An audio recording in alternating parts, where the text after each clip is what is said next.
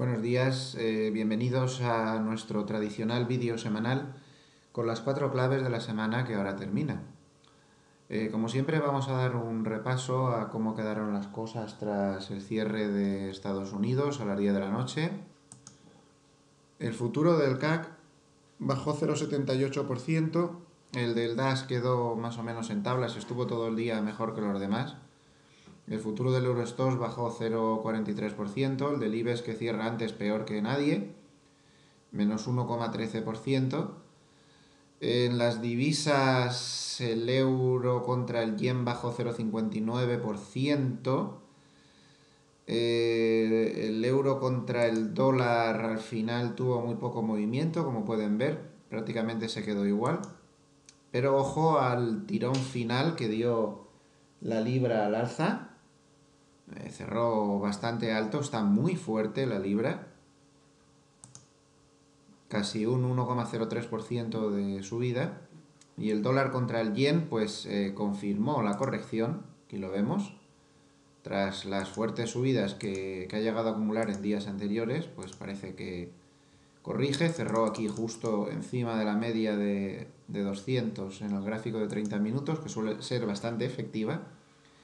Este plazo de tiempo es muy seguido por los operadores en Forex. Y bueno, pues cayó 0,60. Los bonos consiguieron remontar posiciones. Han sufrido mucho durante la semana. El tortazo que se dio el bono alemán, por ejemplo, a 30 años ha sido tremendo. Al final, en la última sesión de la semana, pues hubo corrección. El Bund subió 73 puntos y el bono alemán a 30, pues 200. En cuanto al cierre de los futuros americanos, pues tenemos al del Standard & Poor's, que terminó bajando 0,05%, el del Dow Jones bajando 0,24% y el Nasdaq pues un 0,05%. Aquí vemos cómo quedó el gráfico del Standard & Poor's, un intento de corrección de la enorme sobrecompra acumulada por tantas subidas. El estocástico está empezando a corregir ya, pero de momento pues cosa de poca monta. Si entramos ya en las claves de la semana, pues es indudable que la primera clave, sin ningún género de duda, es el petróleo. Aquí tienen un gráfico del futuro del petróleo y bueno, pues se llegó por fin a un acuerdo. Otra cosa es que el acuerdo se vaya a cumplir, yo no me creo nada. Históricamente nunca cumplen este tipo de acuerdos en la PEP, pero bueno, como da ilusión, pues nada, pues vamos a creer que de verdad van a bajar la producción. Se supone que 1,2 millones de barriles. Se supone que Rusia también se une a la bajada de producción. Y se supone, que es mucho suponer, pues que esto va a durar un cierto tiempo. El mercado reaccionó, como no podía ser de otra manera, a ese supuesto acuerdo de rebaja de la producción. Pues como ven, una subida tremenda. Estaba aquí antes del acuerdo y bueno, la subida acumulada pues es tremenda. No sé exactamente, pero creo que un 13, un 14% o algo así. Hasta que llegó a una zona de resistencias, como vemos, que está funcionando durante todo el año bastante bien, pues muy cerca del entorno 52. Ahí se paró en seco. Así aprieto el gráfico, como vemos, no es una zona para tomarse la broma. Está ahí resistió en el segundo trimestre de este año. También aquí volvió a resistir. Incluso en el último trimestre del 2015 también aguantó toda esta zona. Y bueno, podría ser esto hasta una especie de hombro-cabeza-hombro invertido, un tanto irregular, con línea clavicular ahí en esa zona de 52. Puede ser que si pasa de ese entorno de 52, pues podamos tener una oportunidad de trading. Habría que dejarlo escapar un poco, luego intentar entrar en 52. Interesante, técnicamente interesante, pero desde el punto de vista fundamental, pues los operadores están con ciertas reticencias. Primero porque no se cree mucho que lo vayan a cumplir. Segundo porque si Arabia Saudita desató una guerra de precios para hundir la producción de petróleo alternativo de Estados Unidos, con esta subida que está teniendo ahora el petróleo, las producciones que habían cerrado están volviendo a abrir como hongos, como setas. Estados Unidos no se ha unido al acuerdo y va a producir todo lo que pueda y va a competir con todos ellos. Ya veremos cómo le sienta Arabia Saudita cuando empiece a ver a toda velocidad cómo pierde de nuevo cuota de mercado contra Estados Unidos. Los operadores, por todo esto, más por las cantidades que aún hay de crudo en el petróleo, por mucho que se baje esa producción, suponiendo que fuera verdad que la bajan, hay que absorber pues bastante crudo que hay por ahí almacenado, pues muestran esas reticencias. Aquí no lo tengo preparado, pero si uno se fija en los futuros del petróleo, los futuros del petróleo están en contango siempre. La figura de contango significa que cada futuro es más alto, tiene una cotización más alta que la anterior. Es algo lógico porque el petróleo tiene costes de almacenamiento bastante importantes y en ese contango, es decir, en ese plus que tiene además el futuro más lejano comparado con el más cercano, pues están incorporados esos costes de almacenamiento. Entonces ese escepticismo se ve en que los futuros más lejanos la figura de contango ha desaparecido. Es decir, no creen que se pueda mantener la bajada de producción a largo plazo. Pero bueno, de momento el hecho es que ahí está esa resistencia. Si se rompe puede ser bastante significativo, como hemos repetido hasta la saciedad.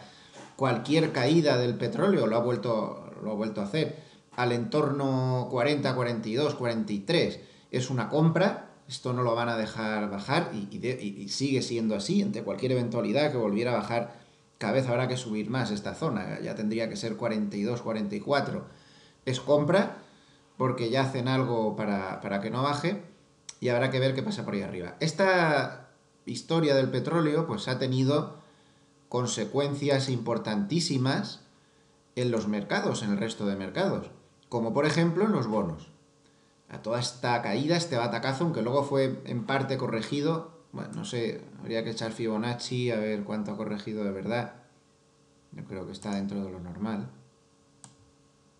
Ahí lo tenemos. Bueno, pues más o menos se ha corregido un 38.2, es normal, un retroceso muy normalito de toda la caída. Bueno, pues este batacazo es a cuenta de esta subida del petróleo. Claro, evidentemente, si el petróleo se mueve en esos niveles, la inflación se va a tensar.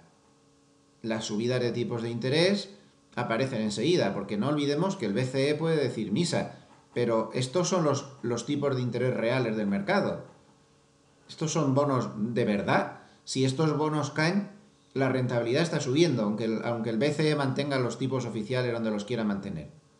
Entonces, bueno, todo esto del petróleo ha aumentado la sensación que ya tenía el mercado de más inflación, más subidas de tipos de interés en Estados Unidos y en Europa a partir de finales del año que viene, principio del 2018, empezará el tapering. Ahora hablaremos de esto porque es muy importante. Por supuesto, esto como contrapartida pues ha tenido movimientos en las divisas que luego comentaremos. Ya que hablo de todo este tema del tapering, tenemos que tener en cuenta que el BCE difícilmente, todo esto es una cadena de acontecimientos, si los americanos van a subir los tipos bastante, la mayoría de bancos descuentan entre 5 a 6 subidas de tipos en los próximos 2 años en Estados Unidos, el gap que se abre entre las rentabilidades de los bonos de ambas zonas y en multitud de cuestiones macroeconómicas va a ser insostenible. Y todos los expertos apuntan, yo no soy experto, pero también lo creo, que un año más de QE es lo máximo que pueda aguantar el BCE. ¿Se imaginan ustedes cuando el mercado empiece a olerse, puede que después del verano del año que viene o así, que el BCE va a empezar el tapering, entre otras cosas porque esto es insostenible ya? Imagínense, la segunda parte del año que viene que nos puede esperar. Como mucho, los bancos más optimistas creen que el tapering Se podría retrasar como mucho hasta marzo del 2018, pero no mucho más. Y a fin de cuentas hay que tener en cuenta que los mercados viven de expectativas y, insisto, posiblemente a partir del verano del año que viene empiecen a descontar este asunto. Y bueno, como hemos visto, pues el petróleo tiene mucho que ver. Segunda clave de la semana. Segunda clave de la semana que ha influido pues bastante en las bolsas, pues ha sido el referéndum que va a tener Italia este fin de semana, el domingo. Los resultados se conocerán durante la madrugada del domingo y de apertura descontaremos en Europa el lunes todo lo que haya que descontar. Este gráfico que les he preparado aquí es el gráfico del sectorial bancario italiano, que es el que va a tener la clave, según su reacción, así actuarán las bolsas tras el referéndum. Principio, hace mucho que no hay sondeos, porque por ley italiana no se pueden publicar sondeos desde hace bastantes días ya. Las casas de apuestas están dando que gana el no. Si gana el no, depende de por cuánto gane el no. Habrá más lío o menos. Ganar el no por poco, pues bueno, más o menos ya está descontado. Va a abrir una crisis política en Italia. Esto va a suponer el ascenso posiblemente de populismos de extrema izquierda, historias de estas. Pero de momento lo que de verdad teme el mercado es la posibilidad de que se fuera Italia del euro, que montara un referéndum de salida del euro como pregonan algunos de los partidos populistas italianos, que hay bastantes. Esto es lo que de verdad le da miedo al mercado, pero no parece tampoco que vayan a adquirir tanta cuota de poder porque salga el no en el referéndum. De todas formas, habrá que ver cómo reacciona este sectorial bancario italiano, que ya se preparó con una buena caída antes del referéndum, luego ha tenido una cierta corrección en días anteriores. La pérdida de esta zona de soportes provocaría el pánico en el sector bancario, en el resto del sector bancario, especialmente de países periféricos como España y demás. Y por supuesto, pues si saliera el sí, sería una sorpresa. Seguramente el sectorial bancario italiano reaccionaría con mucha fuerza rompiendo la zona de resistencias de este lateral. Esto arrastraría a las bolsas y posiblemente pues tengamos un buen movimiento. Porque el sí, insisto, más bien sería la sorpresa. Lo del no está más o menos descontado. Lo que sí que podría pasar es que hay una tercera alternativa y es que salga el no por una cifra de votos espectacular a favor del no. Que esto provocara pues una crisis política muy fuerte en Italia y que se metiera en las próximas elecciones pues el partido 5 estrellas este famoso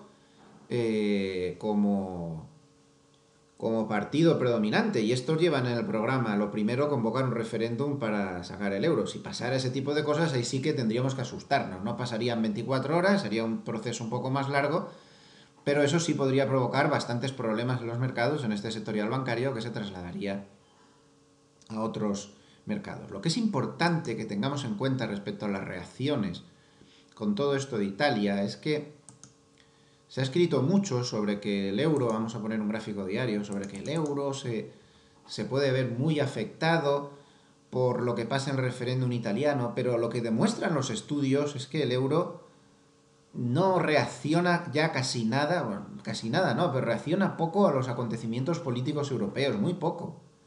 En la página publicamos estudios desde el año 2012 que lo demuestran. No está reaccionando el euro a estos líos políticos que tenemos ya cada 2 por 3.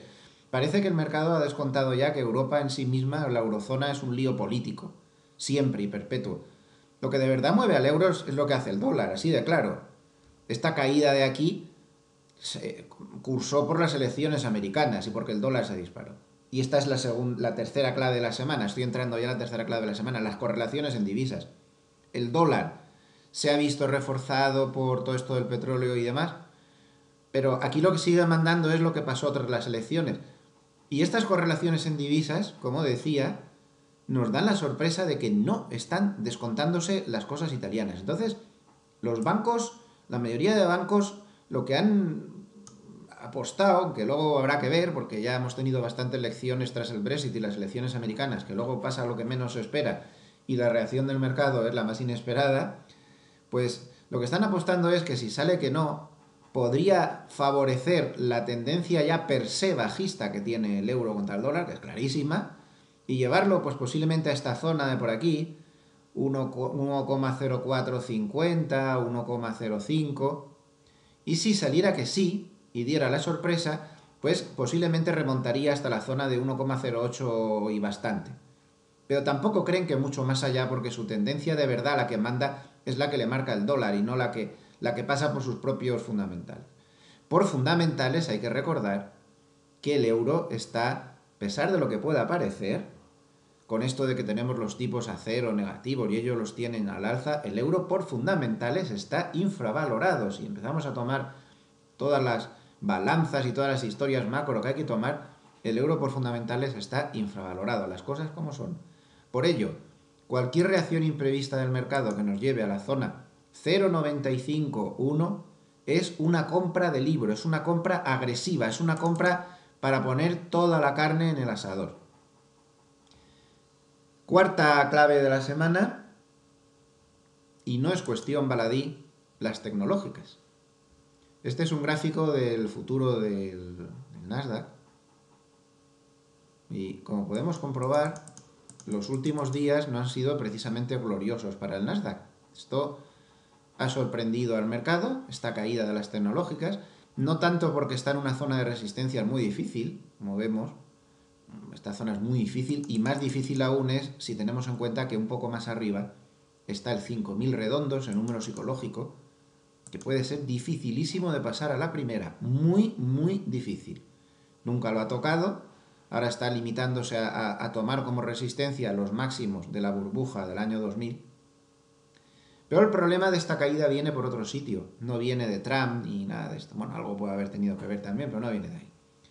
El problema viene en que la SEC, el organismo regulador de Estados Unidos, ha empezado a decir que quiere que las empresas publiquen sus resultados, no como el ejército de Pancho Villa, que cada uno publica los resultados como le da la gana, con todo tipo de triquiñuelas, de líos y de manipulaciones, sino con los criterios GAP, GAP, que son los estándares a nivel mundial. Claro, ¿qué pasa?